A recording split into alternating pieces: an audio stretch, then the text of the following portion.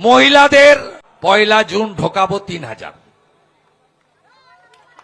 যুবকদের আমরা 1500 টাকাটা পাঠাবো 3000।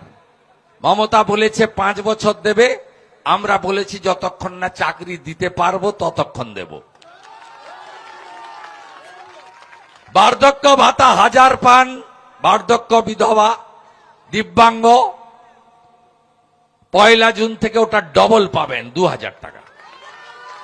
পিএম কিষাণ সম্মান নিধি 6000 পাচ্ছেন, 1 জুন থেকে ওটা 9000 পাবেন। এখন ভুয়া স্বাস্থ্য সাথীর কার্ড ভেলোরে চলে না, কটকে চলে না, মুম্বাইতে চলে না, দেবী সেটির হসপিটালে চলে না, ডাক্তার রেড্ডির হসপিটালে চলে না, শঙ্কর নেত্রালয়ে চলে না, মুম্বাই ক্যান্সার হসপিটালে চলে না।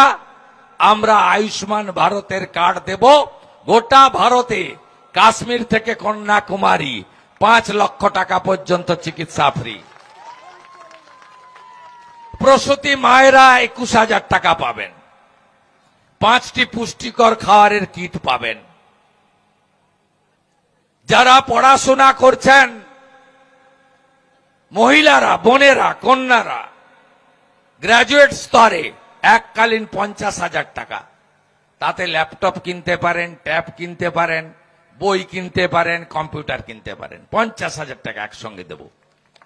আর চাকরির বয়সে মমতা তো চাকরি দেয়নি, শিল্প তাড়িয়েছে।